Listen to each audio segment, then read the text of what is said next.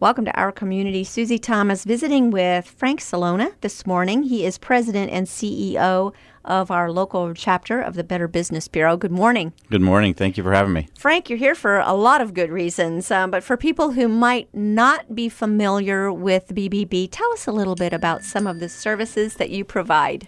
Well, the Better Business Bureau certainly is first and foremost for creating a ethical business practice, ethical marketplace for buyers and sellers, so they can trust each other, and that's kind of our mission statement. So we want to make that marketplace where we serve, a place where anybody that's buying something or selling something can certainly trust the person that they're buying or selling it to. One thing we really want to look for is your logo on something. Mm-hmm. Is there something else we need to look for in addition to that? Because anybody can copy and paste a logo, especially unethical people, and then there you go. Yeah. Well, unfortunately that does happen. And if you're concerned or not sure, you certainly can contact the Better Business Bureau. If it's not in this area, whatever area that you live in, we certainly will have offices available throughout the country that if you wanted to check. If you're doing business with someone, let's say in California, the company says they're from San Diego, for example, you can call that local Better Business Bureau and check on them there. Or you can go online and do it that way if you'd like as well. Do you recommend that, especially when you're working with companies from out of state? We often get phone calls from places offering services that sound great. They say they're located in such and such a place, and you go to their website, and of course the BBB logo is there, but sure. You're still not sure. Absolutely. When in doubt, we always say, make sure you check it out, and that's really the way to do it. Anytime you do business with anybody, it's important that you feel comfortable with them.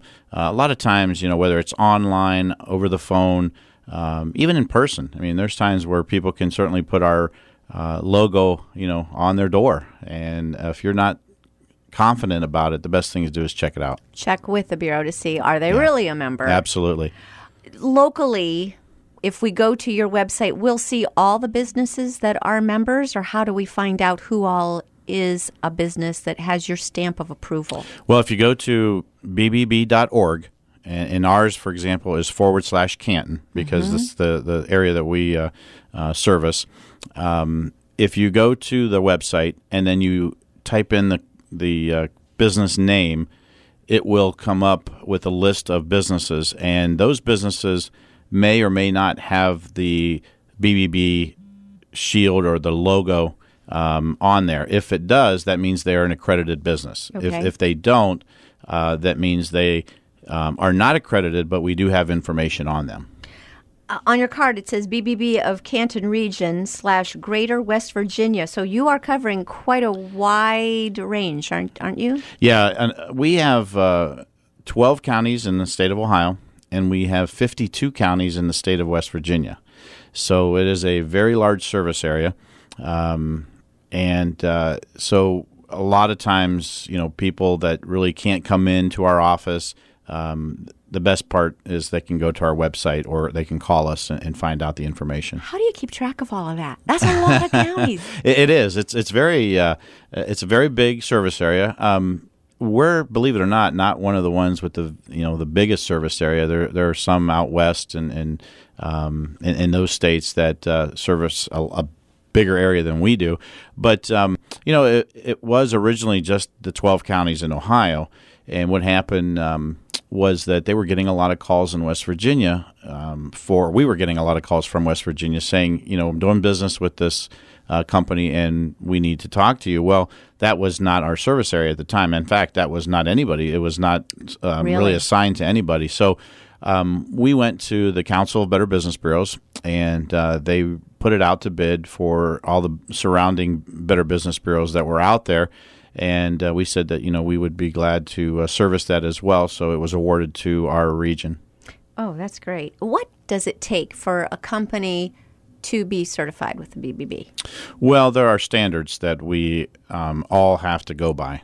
And any business that's accredited through us, there are 17 standards that they must sign off on, they must agree to, and they must obviously do or just maintain throughout the time they're an accredited business. So we do checks and balances with them as well. Sure. I wouldn't never ask you to name all 17 because I didn't want to bring you here for a pop test. Right. But can you give us an idea of what are some of those standards? Sure.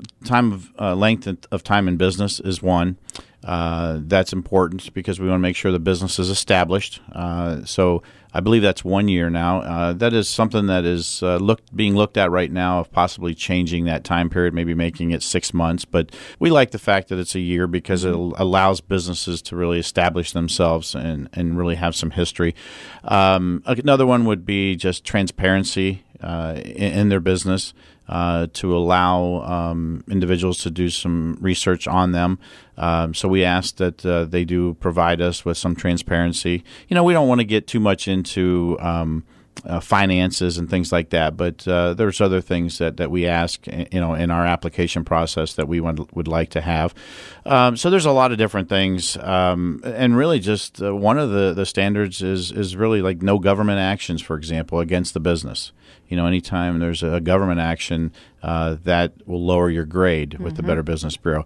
So there are so many out there that think that we're a government agency, but we're not. We're a nonprofit, and we're not a legal firm. We're not a government agency.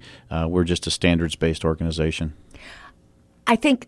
Let me put myself in the shoes of a business. Everybody's got customers that nothing is going to make them happy. So someone could stomp out saying, I'm calling the Better Business Bureau. What if you end up with a little bit of a black mark, like a complaint? Or what does it take to look bad on your record?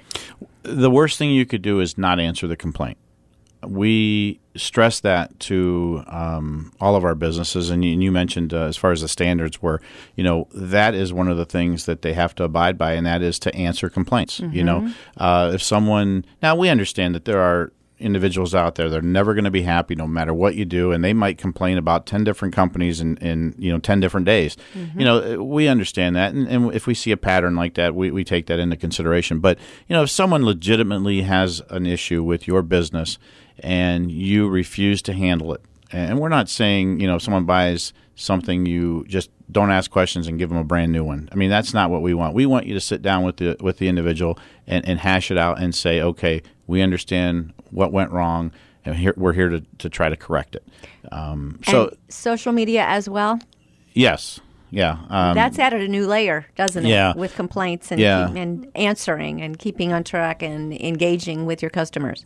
There are a lot of .coms out there that do business. Obviously they don't have the brick and mortar locations, so it's difficult to monitor those. But you certainly have to have the information, and you have to provide us with the information that we're asking for in order to become an accredited business. Now I'm going to put myself into the shoes of the consumer, which is more comfortable. What do I do if I legitimately have a complaint about a company? They did not do well. What are the proper steps to take?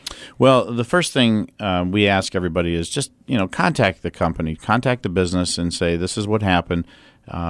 Will you work with me to make it right? Most of the time, they will.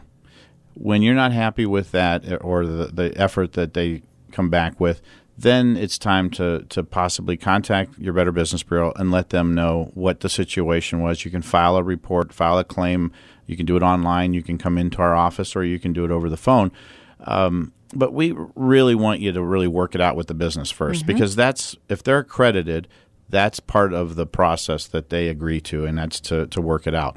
Now, there are accredited or non-accredited businesses out there that you may do business with, and they may tell you to go pound salt, and there's really nothing you can do. Yeah. We can't do anything about those because they do not abide by our standards. They weren't accredited in the first place. They don't say they are a standard bearer. Yeah, and what we do, take the information and we put it in their file. If we have a file of information on them, we certainly will put that in there, and it does affect their grade. Whether they're accredited or not, we still grade everybody that we have information on.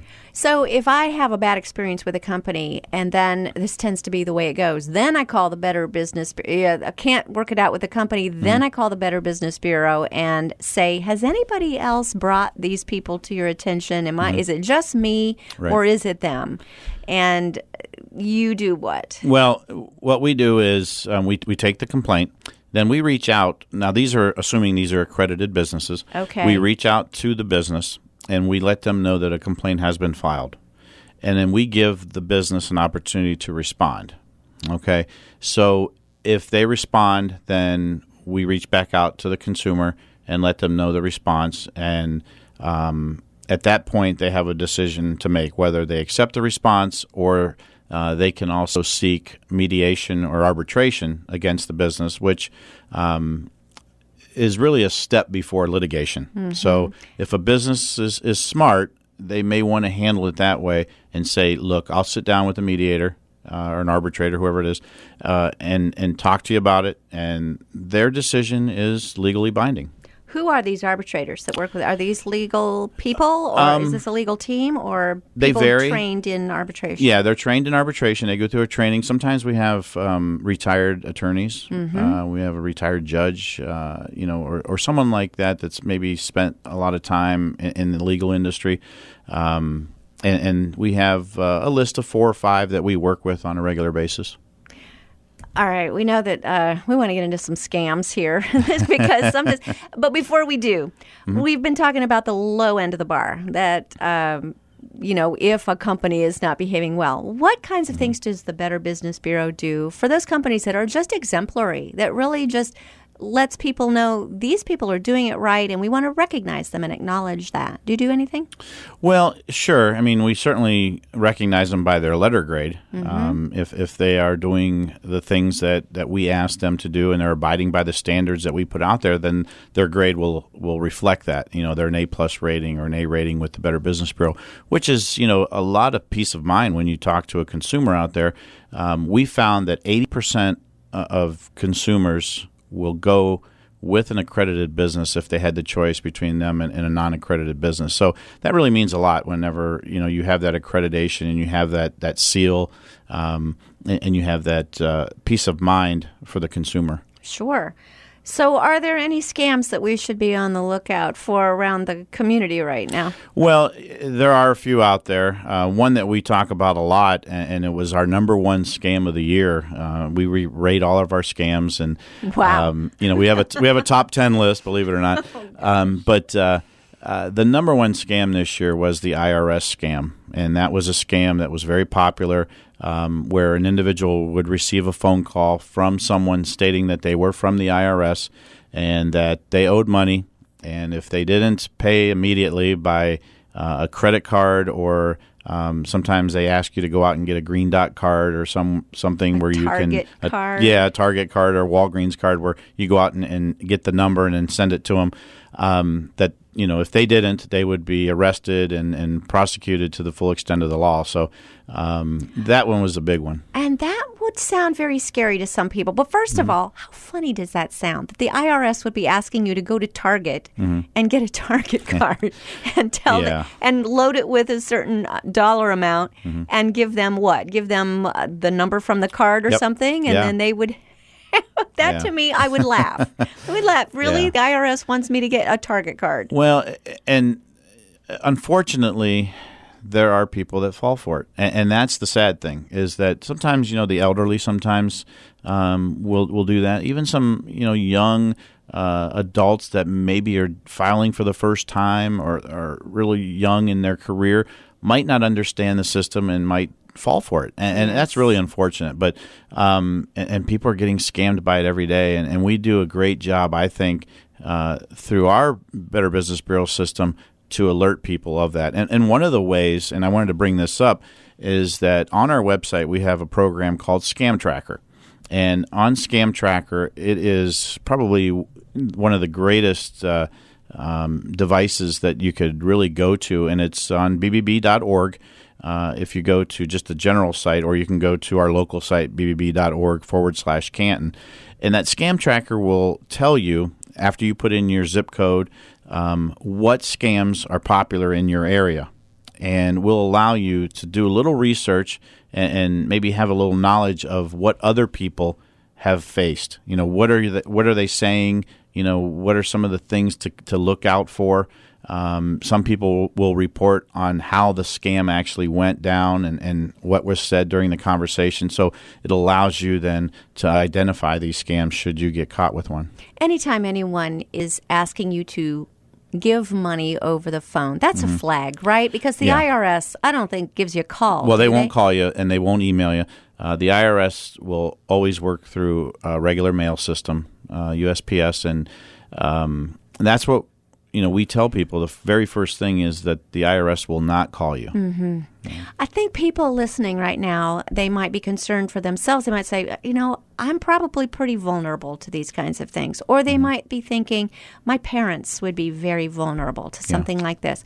Do you have rules of thumb that we can follow and really go over? We're always talking about what should we say to our children. Right. What should we say to our parents in this case to keep them safe from these kinds of dastardly deeds? Sure. Well, the first thing, obviously, is to let them know that the IRS or any government agency like that will not call you on the phone. That's first and foremost. Good Very to simple, know. that they will not call you.